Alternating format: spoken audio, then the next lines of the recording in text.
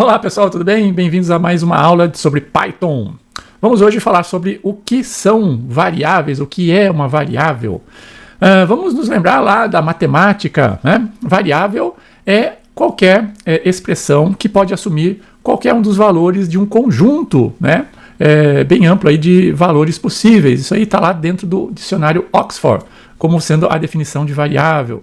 Em computação, é um pouquinho diferente, porque representa nada mais, nada menos do que um espaço em memória, lá do computador, né, memória do computador, memória RAM, destinado, né, a um dado que pode ser, então, alterado durante a execução de um programa, de um algoritmo, né? Este espaço, né, de memória tem, geralmente, um endereço. Existe um rótulo, nome de variável, que vai associar esta variável, né, este nome, ao referido endereço de memória. Então é mais ou menos uma ligação que vai possibilitar que, uma vez que você coloque lá este rótulo, né, esse nome de variável, ele vai então associar que você quer acessar aquele determinado endereço de memória. Se nós pensarmos, né, em termos reais, né, a gente poderia associar as variáveis de um sistema computacional como sendo um espaço, né, por exemplo, uma caixa, onde você pode guardar ali dentro, né, uma determinada informação, um conjunto de coisas.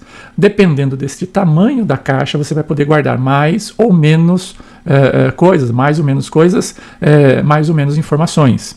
Então, a este nome, né, a este rótulo, a este identificador que nós vimos em aulas passadas, né, a esse identificador, a este nome de variável que nós estamos então associando, nós vamos então identificar que este nome está ligado a um endereço de memória, e esta posição de memória vai guardar então uma determinada informação, né? Vocês estão vendo ali o nome A, o nome B, o nome Espanha, assim por diante.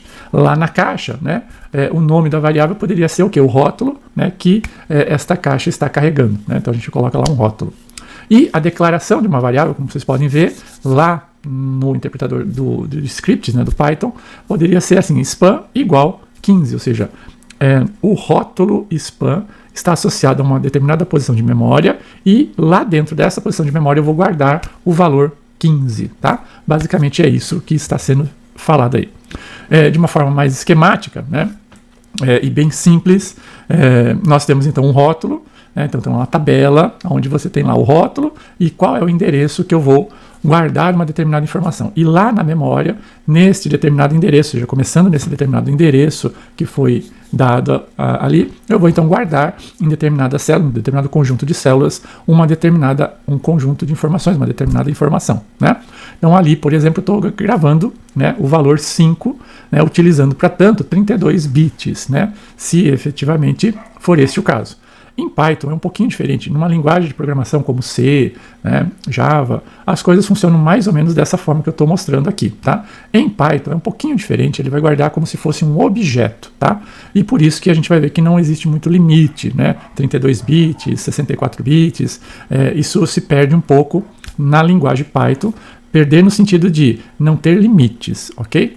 A gente vai ver isso quando nós trabalharmos cada um dos tipos de dados. Mas na grande maioria das linguagens de programação, eu tenho, né, que são principalmente tipadas. Python não é tipado. Nas tipadas, né, que eu tenho que declarar o tipo de dado antes da sua atribuição.